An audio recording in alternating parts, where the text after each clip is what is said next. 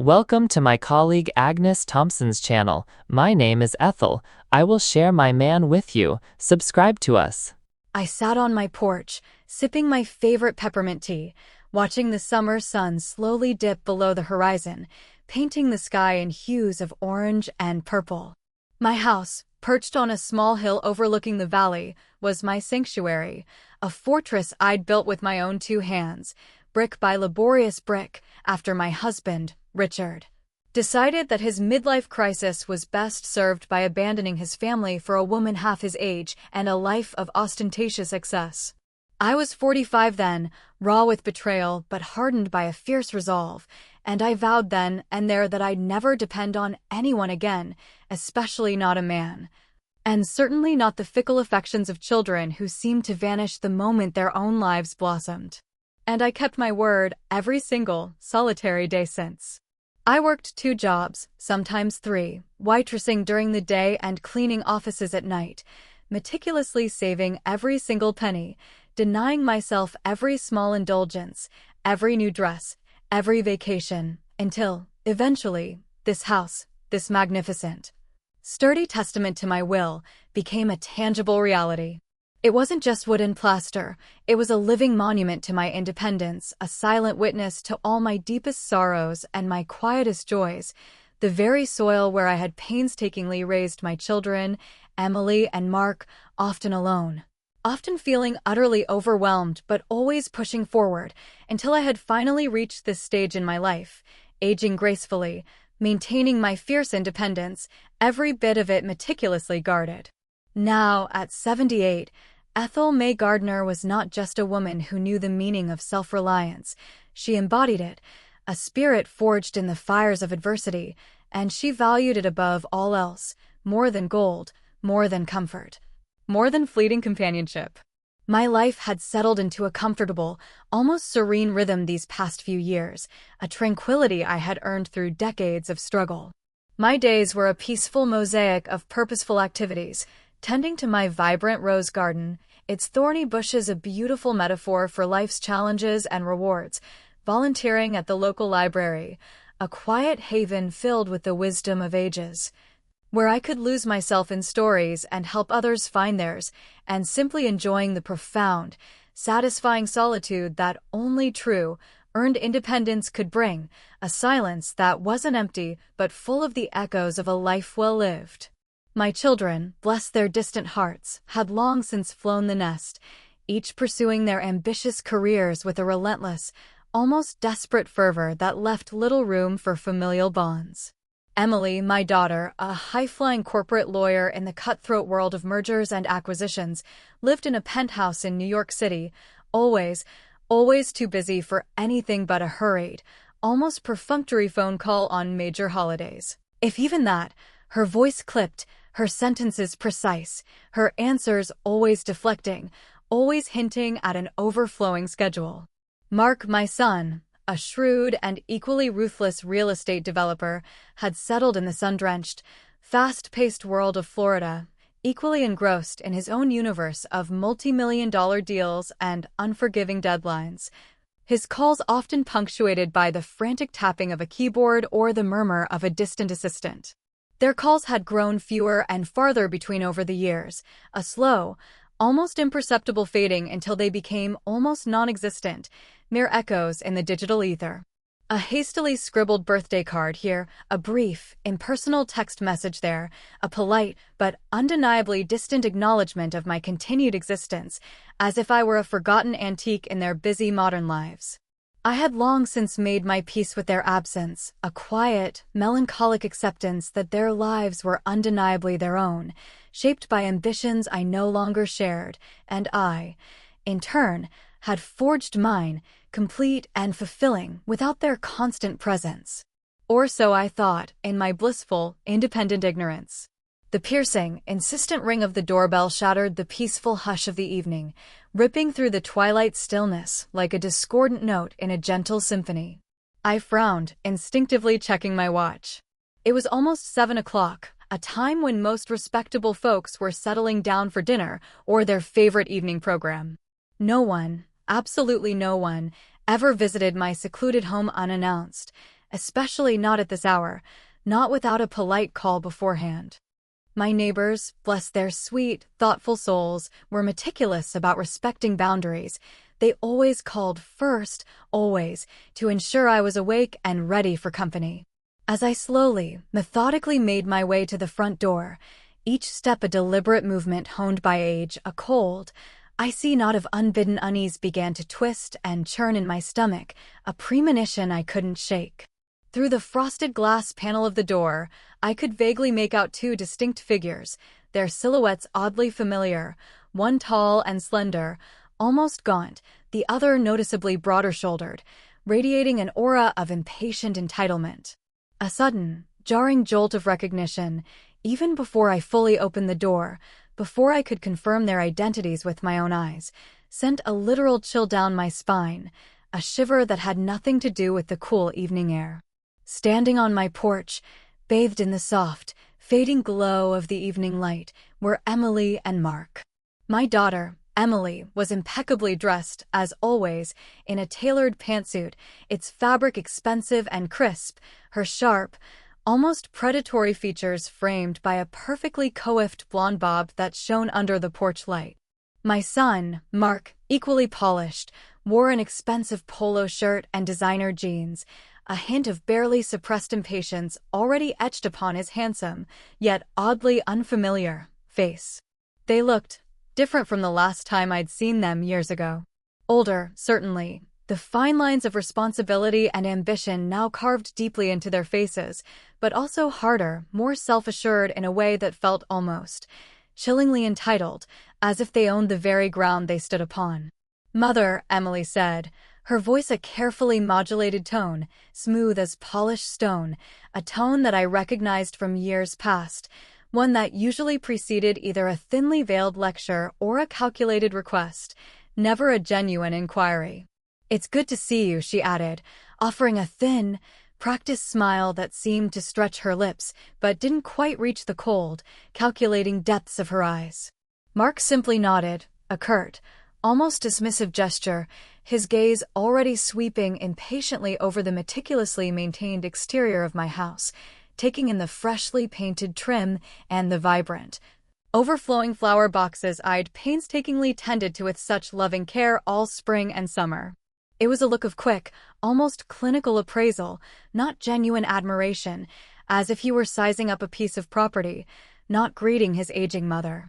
"Emily?" "Mark." I managed to articulate, my voice a little hoarse, thickened by the sheer, unexpected shock of their sudden appearance. "What on earth are you doing here? Is everything all right?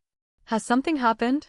My mind, despite years of self-control, immediately jumped to the worst possible scenarios, the grim possibilities that only a parent can conjure. Was someone sick? Had there been an accident? Had something truly terrible, truly catastrophic, occurred that would necessitate such an unannounced, unprecedented visit after so many years? "Everything's fine, Mother," Mark interjected abruptly, his voice brusque, cutting off my worried questions.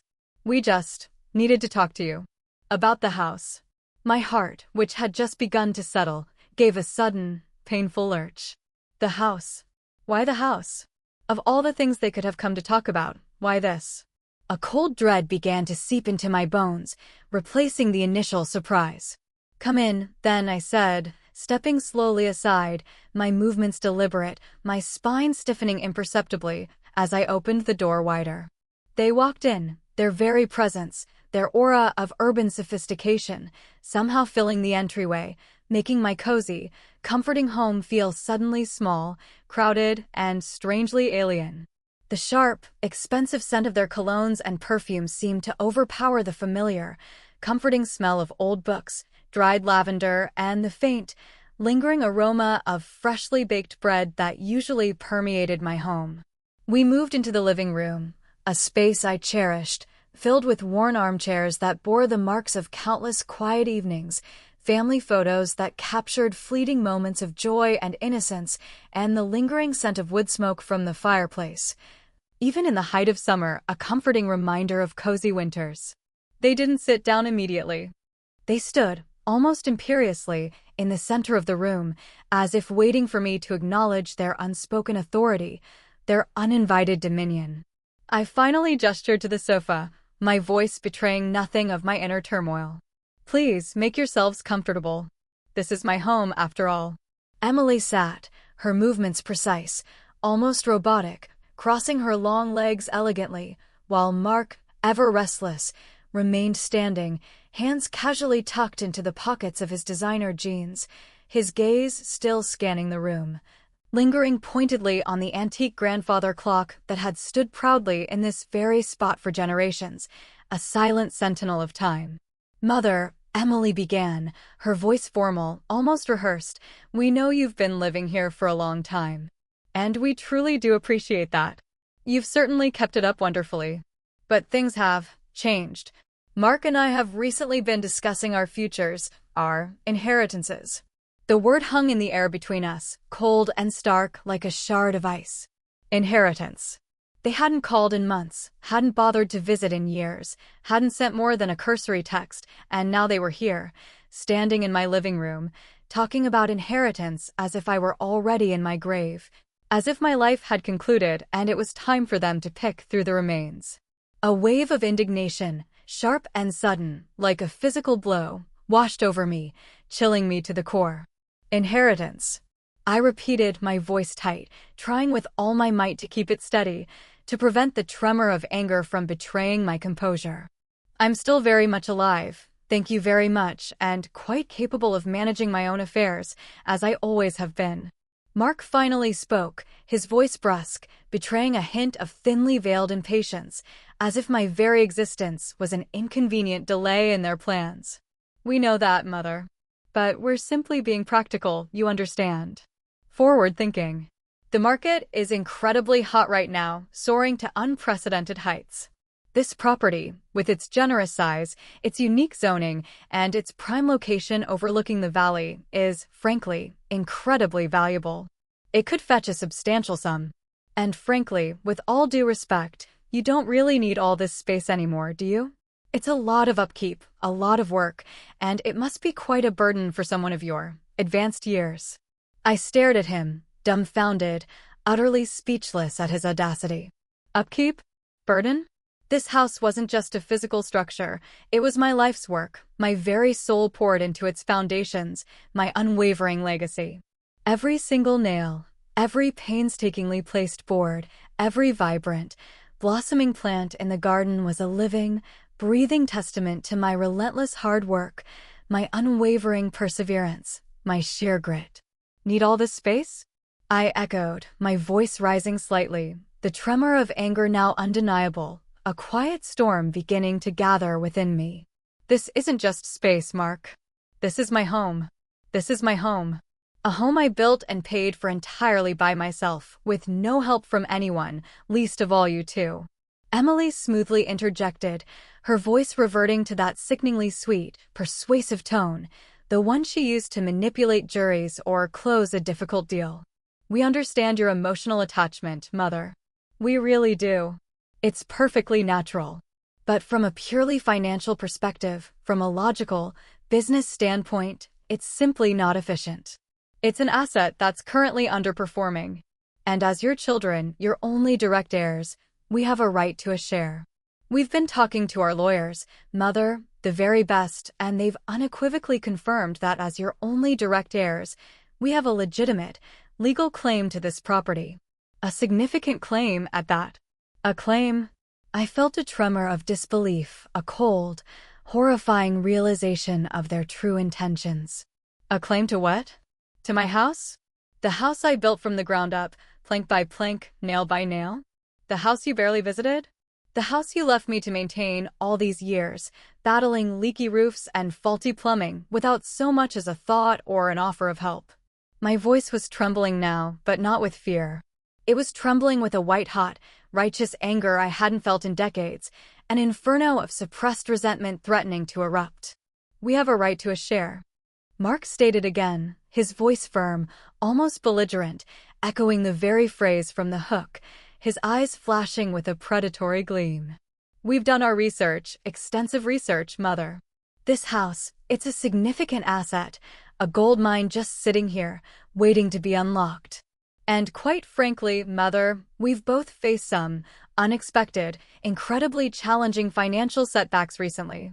Emily's prestigious law firm had an unprecedented downturn, a significant loss of major clients, and my latest, multi-million-dollar development project hit some catastrophic snags, unforeseen complications, permits denied, supply chain issues. We need liquidity, Mother. We need a substantial amount of capital, and we need it now. And this house is the most obvious, the most immediate, the most logical solution. My mind reeled, trying to process the sheer audacity, the unmitigated gall of their pronouncements. Financial challenges? After all these years of silence, all the countless times I had offered assistance when they were struggling in their younger years, and they had proudly, dismissively brushed me off, saying they were fine, independent, successful, now they were here, on my doorstep, demanding my home, my sanctuary, citing their own sudden misfortunes as a convenient, self-serving justification for their blatant greed. The sheer arrogance of it all was breathtaking, a monumental display of entitlement. So, what exactly are you proposing, in your infinite wisdom and generosity? I asked, my voice dangerously quiet, each word carefully measured, a deceptive calm that belied the roaring storm raging within my heart. Emily leaned forward, her expression earnest, almost theatrical, as if she were delivering a closing argument in a high-stakes trial. We'd like you to sell the house, Mother. We can put it on the market immediately through a top-tier real estate agency to ensure the highest possible return. With the current soaring prices, it could fetch a truly considerable sum, a life-changing amount. Then we can simply divide the proceeds cleanly and efficiently. You'd get a portion, of course, a generous portion, enough to find a smaller, more manageable place, perhaps a charming little condo, or even a nice, well-appointed senior living community. It would be so much less stress for you, Mother, so much less upkeep, so much more freedom in your golden years. A senior living community. The words hung in the air, a thinly veiled attempt to dismiss me, to shuffle me off into a convenient, out-of-the-way place where I would be safely out of sight, out of mind, while they, my precious children, cashed in on my life's work, on the very essence of my independence. The sheer, unadulterated arrogance of it all was almost comical, if it weren't so deeply, profoundly hurtful, a wound reopened with a brutal twist. My children, my own flesh and blood, my legacy, were looking at me not as their mother, but as an obstacle, a mere hurdle to their immediate financial gain, an inconvenient impediment to their lavish lifestyles. So you're saying, I clarified, my voice now perfectly calm, unnervingly steady, a deep, unsettling calm that completely belied the furious storm still raging inside me, that after years of no contact, of deafening silence, you've suddenly decided to grace me with your presence, not out of love or genuine concern for my well-being, but solely to demand that I sell my home, my sanctuary, so you can personally benefit from the proceeds. It's not a demand, Mother, Emily said, her tone reverting to that cloying, saccharine sweetness, so utterly unconvincing. It's a practical suggestion, a logical business proposition. A mutually beneficial arrangement, really, for all parties involved. We're simply exercising our rights as heirs, Mother, protecting our interests, ensuring our future. Rights, I repeated, a faint, bitter smile touching my lips, a chilling, almost predatory glint in my eyes that they, in their self-absorption, completely missed. Interesting. You talk so eloquently about rights. What about responsibilities? What about the simple responsibility of calling your mother, just to see how she's doing? What about the responsibility of visiting, even once in a blue moon? What about the responsibility of helping when I truly needed it, instead of disappearing into your own self-important worlds for years on end? The question hung in the air, thick and heavy, unanswered, because they had no answer, no plausible excuse, no flicker of genuine regret. Their faces remained impassive, betraying no hint of shame, no touch of remorse, only a faint, frustrated impatience. Mark finally stepped forward, his patience clearly wearing thin, his jaw clenching. Look, Mother, we're not here to rehash the past, to delve into ancient grievances. We're here for a solution. A practical, immediate solution. We need the money, and we need it now. And this house is the answer, the only answer. He gestured around the living room, a sweeping, dismissive hand gesture, as if it were nothing more than a commodity, a cold, impersonal ledger entry on a balance sheet. I looked from Emily's carefully constructed, impenetrable composure to Mark's blatant, almost vulgar greed, nakedly displayed on his face, and a powerful realization slowly, chillingly dawned on me, settling deep in my bones. This wasn't about a practical solution at all. This was purely, undeniably, entirely about entitlement. About them believing they were inexplicably owed something, simply because they were my children, despite having contributed absolutely nothing of substance to this home, to its upkeep, or to my life in decades. My gaze drifted, almost instinctively, to the mantelpiece, where a framed photo, slightly faded with time, sat prominently displayed. It was a picture of me, much younger, perhaps in my late 40s, standing proudly in front of this very house, a brand-new shovel still in hand, dirt smudged on my face, a triumphant, almost defiant grin splitting my face. I remembered the blisters, the aching muscles, the sheer, bone-deep exhaustion of those early days, but also the immense, profound satisfaction of watching my impossible dream take shape, bit by agonizing bit. This house, my home, was more than just wood and nails, more than mere bricks and mortar. It was a living, breathing monument to my unwavering resilience, my unyielding spirit, my indomitable will. I turned back to them, my smile widening slightly, a faint, almost imperceptible glint in my eye, a spark of defiance that they, in their arrogance, completely missed. You say you've consulted your lawyers, I mused, my voice deceptively soft, almost a murmur, yet carrying an undeniable undertone of steel. That's very thorough of you. I applaud your meticulousness. Emily seemed to relax slightly, misinterpreting my sudden calm as resignation, a sign that her carefully rehearsed argument had finally broken through my stubborn resistance. Yes, Mother, they've been very clear about our legal position. Undeniably strong. Well, I said, rising slowly, deliberately, from the sofa, my movements unhurried, almost theatrical, savoring the moment, it seems we have a significant difference of opinion, a fundamental disagreement on matters of property and legacy. Because what you don't know, I paused, letting the words hang in the air, allowing the suspense to build, allowing their unease to mount, is that I've been doing a little bit of planning myself. For quite some time, actually. Years, in fact. Quietly. Methodically. And I've prepared a little surprise for you both, a most unexpected revelation, one that will, I assure you, turn your carefully laid plans completely upside down, rendering them utterly meaningless. Emily and Mark exchanged a quick, confused glance, their perfect facades cracking, revealing a flicker of genuine bewilderment. The smugness on their faces, so firmly entrenched moments before, wavered visibly, replaced by a sudden, palpable flicker of uncertainty, a dawning suspicion. They hadn't expected this. They had expected a weary old woman, easily manipulated, perhaps a little confused, ready to buckle under pressure, ready to give in without a fight. But Ethel May Gardner, as they were about to discover, was anything but. What do you mean, Mother? Mark asked, his voice now tinged with a genuine hint of suspicion, a new note of apprehension he couldn't quite conceal. I simply smiled, a genuine smile this time, full of quiet confidence, a triumphant glint in my eye. You'll find out soon enough. You see, while you two were busy with your lives, consumed by your careers and your social circles, forgetting all about your old mother tucked away in her quiet home, I was busy making absolutely certain that my legacy, and everything I worked for, every single penny, every single ounce of effort, would be protected. Protected not just for me, but for a purpose far greater than personal gain. And not just for me.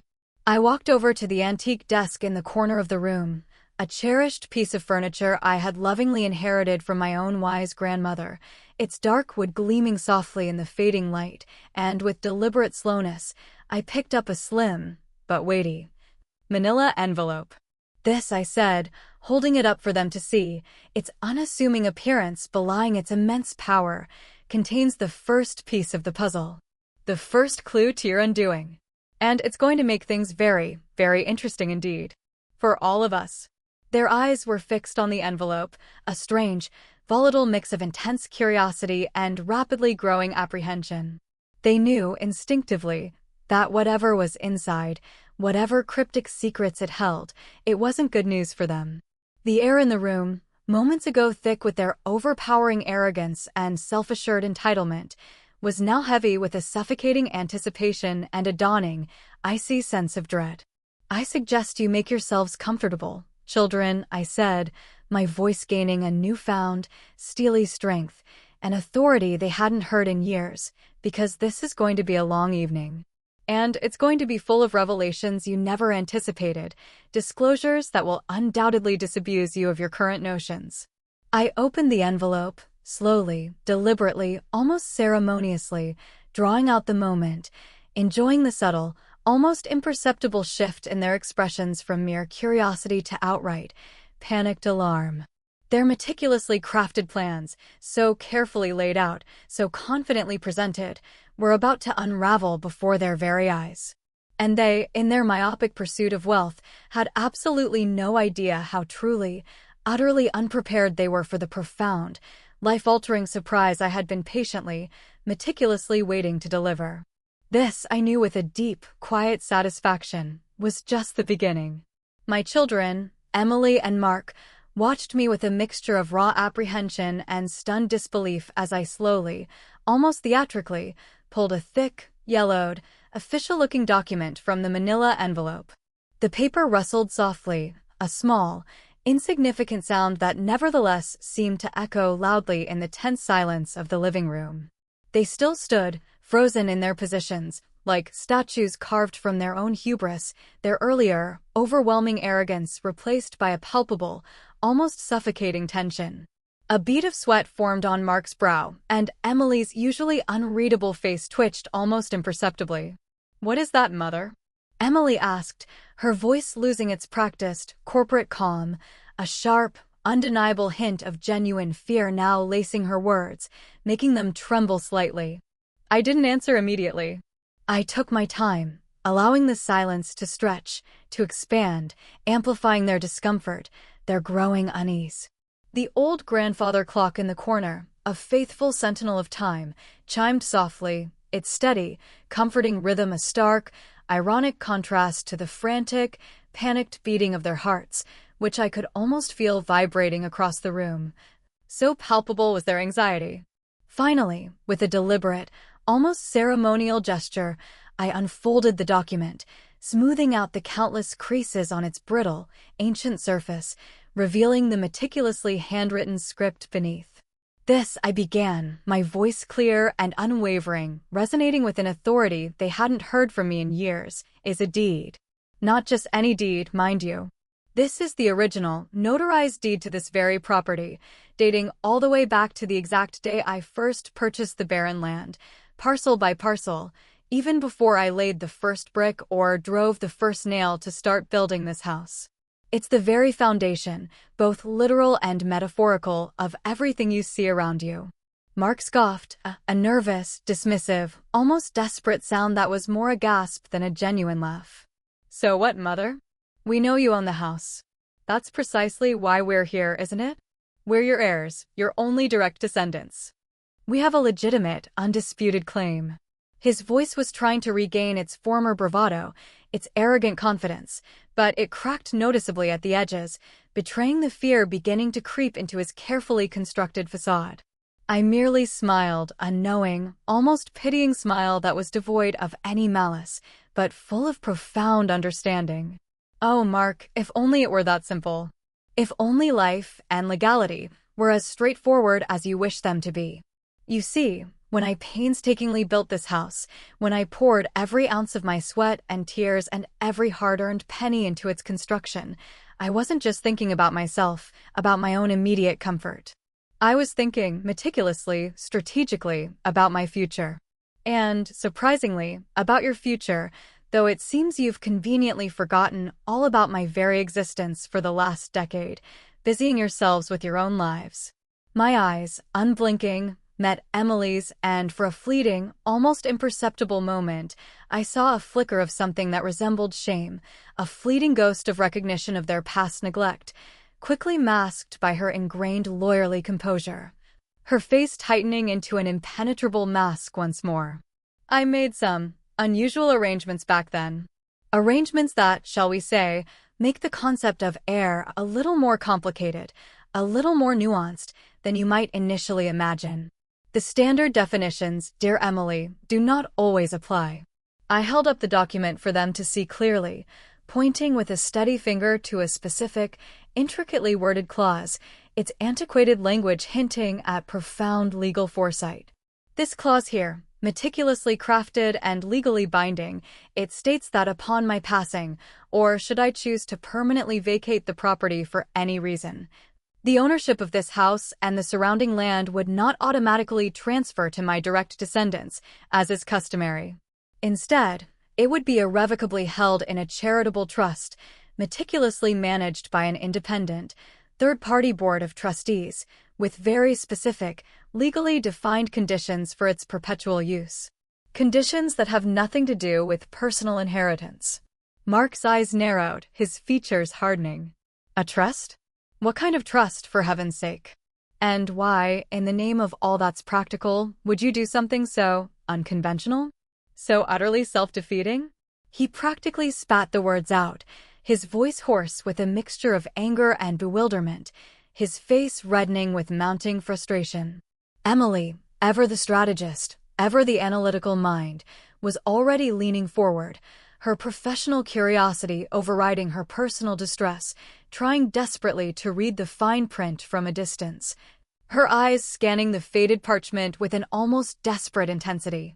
Because, I explained calmly, my voice resonating with a quiet, unwavering conviction, I wanted to ensure that this house, this cherished home I poured my entire heart and soul into, every waking hour, every sleepless night, would serve a purpose far grander, far more profound than just being a disposable financial asset for someone to liquidate for their personal gain. I wanted it to be a sanctuary, a place of healing, a living legacy that truly mattered, that would continue to give back long after I am gone. I took a deep, fortifying breath, the words flowing now, empowered by years of quiet, meticulous planning, by a vision I had nurtured in the silence of my independent life. You see, several years ago, after your last fleeting visit, which, if my memory serves me correctly, was precisely 5 years and 3 months ago for Thanksgiving, when you barely stayed an hour, barely finished your turkey before rushing off to your next important engagement, I began to slowly, painfully realize that my priorities, and perhaps yours, had diverged so significantly that they were now on entirely different planets. I began to see, with growing clarity, the desperate, unfulfilled need in our local community for support, for genuine care, for a safe haven for elderly individuals who, just like me, had been abandoned, neglected, or outright exploited by their own families. People who, like me, had built something substantial with their lives, only to have it threatened, undermined, or outright taken away by those they had loved and trusted. Emily finally, slowly, stood up, her face pale, her composure visibly cracking under the weight of my words. Mother, what on earth are you talking about? This is madness. You can't be serious. I'm talking about the Ethel May Gardner Sanctuary for Independent Seniors, I announced, my voice resonating with a quiet pride that was utterly unshakable, filling the room with the weight of its significance. This house, this entire sprawling property, from the main structure to the smallest garden shed, has been legally designated as a non-profit sanctuary, a charitable institution. Upon my eventual departure, whether by choice or by fate, it will be immediately, irrevocably converted into a safe haven, offering shelter, genuine support, and a vibrant community for vulnerable elders in need. Managed by a dedicated board of trustees and perpetually funded by my remaining assets and various substantial grants I've meticulously secured over the years from philanthropic organizations. The revelation hit them like a sudden, brutal physical blow, leaving them gasping for air. Mark stumbled back a step, his mouth agape, his eyes wide with stunned comprehension. Emily's perfectly coiffed hair seemed to droop slightly, as if deflating, her sharp, intelligent features slackening in utter, disbelieving shock. "A sanctuary?" Mark blurted out, his voice hoarse, almost a croak, raw with unadulterated shock. "You've given away our inheritance? Our house? The house that was supposed to be ours?" "It was never your house to begin with, Mark," I corrected gently, though my heart was pounding with a quiet, exhilarating satisfaction, a profound sense of vindication. "It was my house, bought with my money, built with my sweat, which I chose to dedicate to a cause I deeply, passionately believe in, a cause that truly matters. You abandoned me, remember? For years. You chose your careers, your bustling, self-absorbed lives, over a simple phone call, a brief visit, a moment of genuine connection. You had absolutely no interest in this house, or in me, until it became a perceived cash cow, a convenient source of liquidity for your own financial woes." Emily, slowly, painfully, regaining some semblance of her lawyerly composure, though her voice was still noticeably strained, tried to mount a counter-argument, grasping at straws. "But mother, that's insane. You can't just sign away your property like that, especially without informing us, your own children. There must be a way to contest this legally. As your only direct heirs, we have a fundamental legal right to be informed of such significant decisions regarding your estate, your assets." I chuckled, a soft, mirthless sound that held a hint of weary amusement. "Oh, my dear Emily, you forget who you're talking to. I may be old, my hair may be gray, but I assure you I am far from foolish. I have lived long enough to learn to anticipate such maneuvers. I sought the very best legal counsel money could buy, a brilliant, meticulous attorney who specializes in estate planning and charitable trusts. Every I was dotted, every T was crossed, every possible loophole closed. The paperwork is ironclad. It's fully legal, fully binding, and completely irreversible. I signed the documents 2 years ago after careful, extensive consideration, after weighing every single implication. And as for informing you, why should I have done so? You weren't interested in my life then, when I was making these crucial decisions. Why would you suddenly be interested in my estate planning now, when it only concerns your financial gain?" The sting of my words hit home, evident in the sudden, almost involuntary downturn of Emily's mouth and the painful twitch in Mark's jaw. They had no real counterargument to my eloquent indictment of their neglect, only to their perceived financial loss, their unfulfilled expectations. "But we're in a truly difficult financial situation, Mother." Mark pleaded again, desperation now clearly creeping into his voice, replacing his earlier arrogance with a pathetic whine. "We told you Emily's firm, my project. Your financial difficulties are not my responsibility, Mark." I cut him off, my voice firm, allowing no room for negotiation or pity. "They're the direct consequences of your own choices, your own risks, your own ambitions. Just as my current financial security, my independence, is the direct result of my own unwavering choices and decades of relentless hard work, of countless sacrifices. You made your beds, children. Now you must lie in them."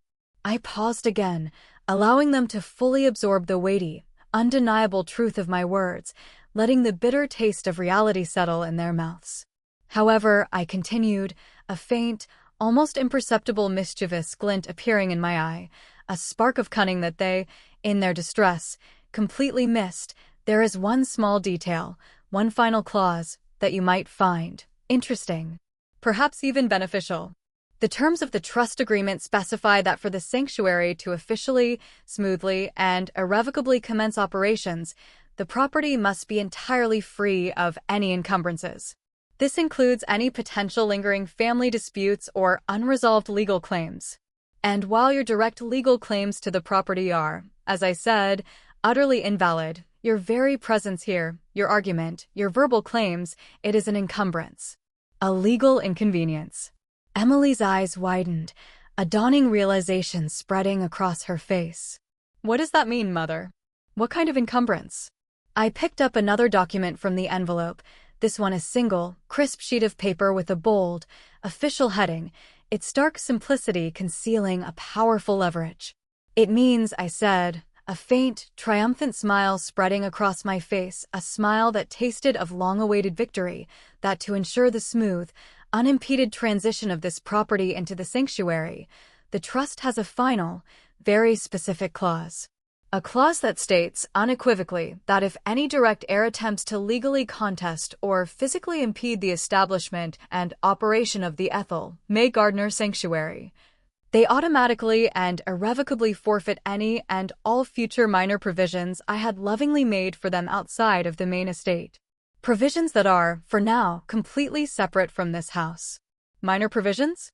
Mark echoed, bewildered, his voice cracking with a sudden, renewed interest, his eyes widening with a flicker of desperate hope.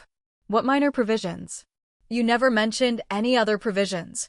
Oh, just a few small, carefully planned investments I'd made over the years, completely separate from this house, held in private accounts, intended as a little nest egg for each of you, should you ever find yourselves truly, genuinely in need. Not a fortune, mind you, not a king's ransom, but certainly enough to make a significant difference in a truly tight spot. Enough to, say, mitigate some of those unexpected financial challenges you're currently facing, enough to perhaps pull you out of your current predicament. I watched their faces, a profound sense of satisfaction blossoming in my chest as I observed the dawning realization of what they stood to lose. The little nest eggs were, of course, a carefully calculated bluff, a psychological ploy. The sums I had truly set aside for them were indeed modest, a relatively minor amount that I had put away years ago for genuine, unforeseen emergencies, a last resort of maternal care. But their greed, their unquenchable avarice, was such that they would immediately inflate its potential value in their minds, just as they had with the house, turning a small offering into a tantalizing, almost mythical treasure. This was the true genius of my meticulously crafted plan, not just to protect my cherished home, not just to secure my legacy, but to force them into a brutal, undeniable choice. To make them choose between their unbridled greed and a potential, albeit smaller, tangible gain, to confront their own moral compass, or lack thereof. So you have a choice, children, I said, leaning back in my armchair, finally truly comfortable, completely at ease, allowing the weight of the situation to settle upon them. You can continue to argue, to fight for a house that is no longer available to you, a battle you are guaranteed to lose, and in doing so, forfeit any future support, however minor, I might have considered. Or you can acknowledge the undeniable reality of the situation, accept that this house now has a different, far nobler purpose, and walk away with the possibility of those minor provisions still intact, a small but certain consolation. The choice, as they say, is entirely yours to make. And you must make it now. The silence that followed was deafening, suffocating, broken only by the chirping of crickets outside and the rhythmic, relentless tick of the grandfather clock. Emily and Mark stared at me, their minds racing, frantically weighing the impossible odds, the sudden, terrible dilemma. Their carefully constructed scheme had crumbled into dust before their very eyes, replaced by a painful, undeniable paradox. They had come for everything, arrogant in their belief of unearned inheritance, only to find they stood to lose even the little they might have still gained through a desperate, final act of maternal grace. The seeds of doubt had been planted, deep and insidious, and now they were beginning to sprout, poisoning their once certain, self-serving victory. The realization of their defeat, bitter and undeniable, was slowly, agonizingly dawning upon them. The silence in the living room stretched, heavy and suffocating, each passing second amplified by the relentless, mocking tick of the grandfather clock. It felt like an eternity, a temporal vacuum where their ambition and greed slowly but surely imploded. Emily and Mark stood frozen, their earlier arrogance completely evaporated, replaced by a devastating cocktail of anger, confusion, and a dawning, terrible realization of their profound miscalculation. They had arrived with a detailed blueprint for conquest, a clear-cut, legally vetted plan to extract what they believed was rightfully theirs, to dismantle my life's work for their personal gain. Instead, They found themselves utterly ensnared in a meticulously woven web of legal foresight and quiet determination, spun by the very woman they had dismissed and ignored for decades. My words, delivered with a calm, unwavering conviction that belied the simmering pain of years of neglect, had effectively disarmed them, turning their anticipated victory into a bitter, humiliating stalemate. Mark, ever the more volatile and less self-controlled of the two, was the first to verbally crack.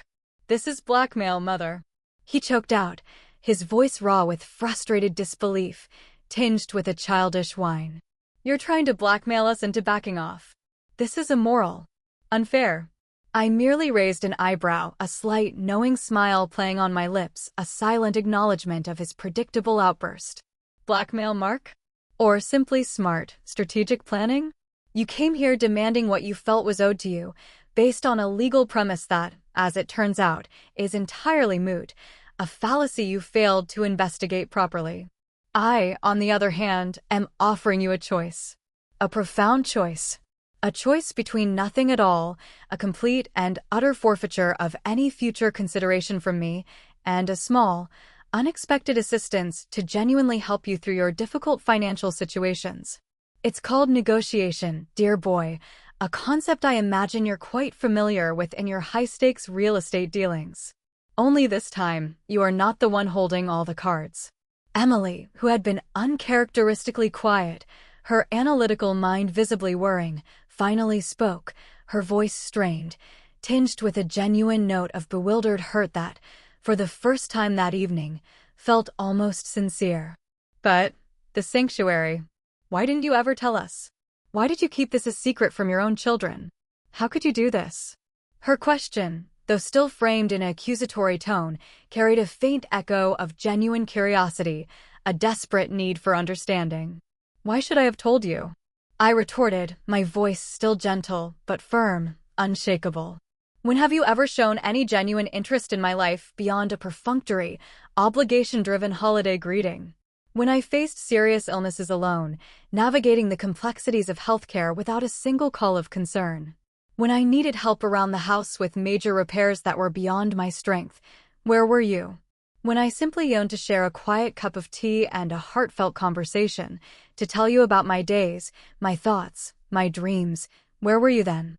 You were too busy building your careers, cultivating your social circles, living your undeniably important lives, and that, children, was your choice. My choice, born out of necessity and a deep desire for purpose, was to dedicate my remaining active years and my entire legacy to something truly meaningful.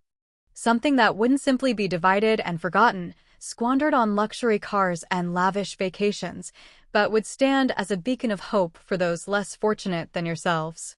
A profound, agonizing silence followed my words, a silence filled with the unspoken, crushing weight of their long-standing neglect. This wasn't just about the house anymore. It was about years of deafening absence, of unreturned phone calls, of forgotten birthdays, of countless missed opportunities for connection. The pinch of retribution, as I had so carefully envisioned it, was not just financial. It was deeply, irrevocably psychological. They were being forced, in this very moment, to confront the staggering emotional cost of their indifference, the gaping void their absence had left in my life. Mark, visibly deflating, slumped onto the edge of the sofa, running a weary hand through his perfectly coiffed hair. The arrogant fight seemed to have completely drained out of him, replaced by a quiet, almost pathetic resignation. His eyes, usually sharp and calculating, were now dull with defeat. "So, what exactly are these minor provisions?" he mumbled, his gaze fixed on the intricate pattern of the Persian rug, unable to meet my eyes. "And how do we know you're not just making this up? Just to get rid of us?" I smiled again, a genuine, warm smile that finally reached my eyes, a smile of serene victory. "Ah, the trust issue. Understandable, given your past track record. The specific details of these provisions are, of course, part of a separate, securely sealed document held by my attorney, Sarah Jenkins, in her impenetrable vault. They are modest, as I said, Not enough to buy you a new yacht, but certainly enough to provide a genuine, albeit modest, lifeline for your financial challenges. Enough to help you stabilize your situations if you manage them wisely. And, crucially, they're entirely contingent on your immediate, formal, and legally binding withdrawal of any and all claims to this property and the future sanctuary. A meticulously drafted agreement, signed by both of you, tonight, by the very lawyer you so confidently consulted earlier, explicitly stating your full acceptance of my decision and your absolute non-interference with the establishment and perpetual operation of the Ethel May Gardner Sanctuary for Independent Seniors. Emily's head snapped up, her eyes widening in renewed alarm. Tonight? Mother, you expect us to sign something tonight? Without reviewing it with our own counsel? Her lawyerly instincts, though dulled by shock, were beginning to resurface. The sooner, the better, I replied, my voice unwavering, betraying no hint of compromise. This project, this sanctuary, is not just important to me, it is vital. And I intend for it to move forward without any further delay or vexatious legal entanglements from those who have no genuine claim. Think of it as a final, decisive test of your sincerity. Are you truly here because you genuinely believe you have a right to this property, a right that has, as we've established, been legally extinguished? Or are you truly here because you're in desperate need of help? And if it's the latter, are you willing to accept that help on my terms, with dignity, humility, and absolute respect for my final, carefully considered wishes? I had, of course, already alerted my attorney, Sarah Jenkins, a sharp, no-nonsense woman with a reputation for unwavering integrity, who was more like a trusted confidant and a fiercely loyal friend than just legal counsel.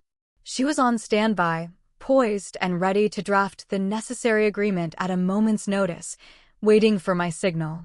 The very idea that I, their seemingly frail, elderly mother, could summon a highly respected lawyer so swiftly, combined with the undeniable, irrefutable legality of the charitable trust one had established, clearly unnerved them, pushing them closer to the precipice of reluctant acceptance.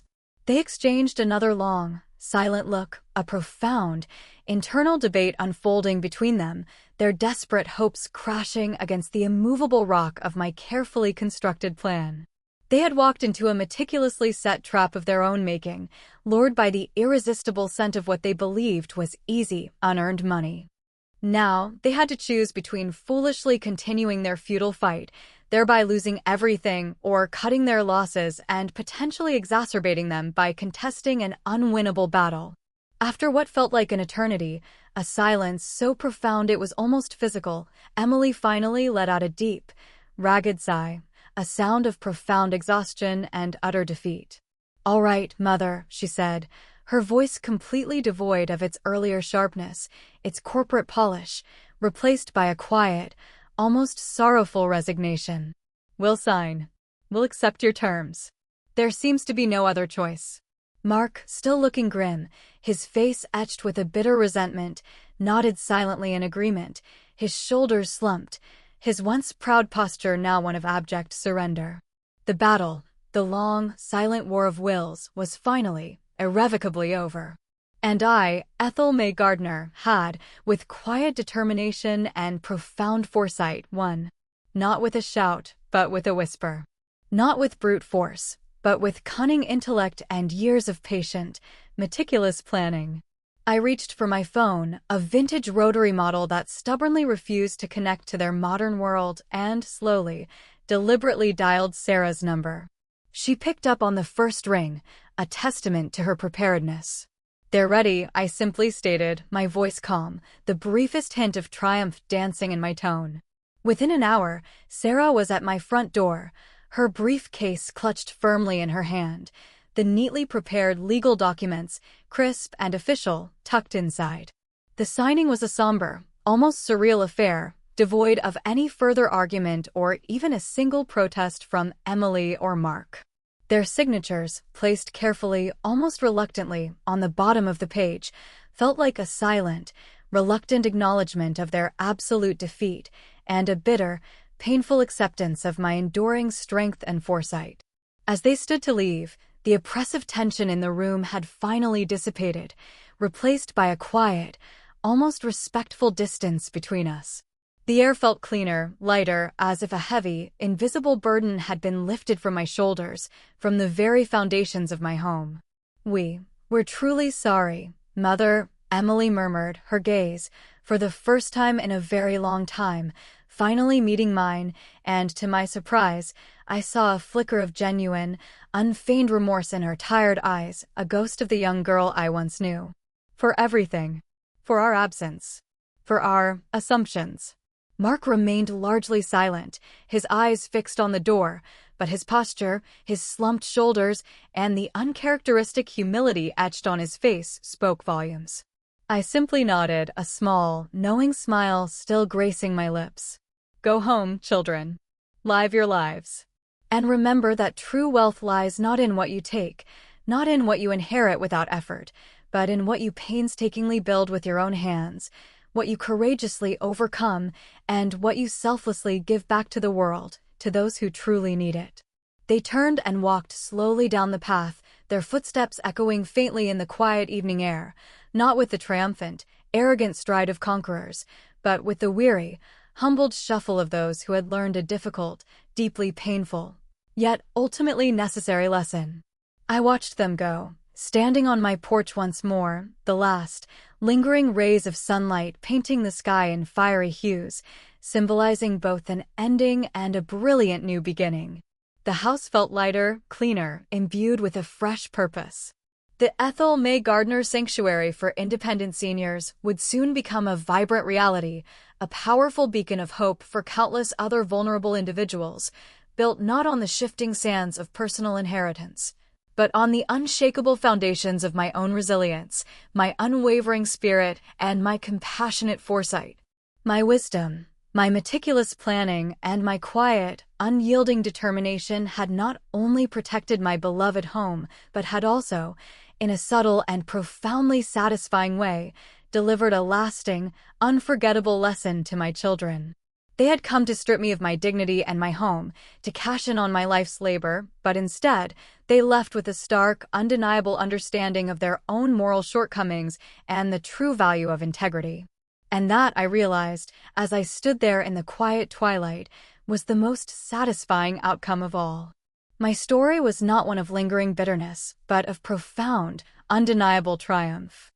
The triumph of a resilient elder who, when pushed to the absolute brink of betrayal, found the strength not just to survive, but to truly thrive, and to transform a deeply personal slight into a lasting, impactful legacy for the betterment of her community. The house was not merely saved, it was redeemed, imbued with a new noble purpose. My dignity was not only intact, but shone brighter than ever before, a testament to a life lived with purpose and principle. And my purpose, clearer and more profound than ever, stretched out before me, promising a future filled with genuine meaning and positive impact. A truly satisfying end, and a hopeful new beginning.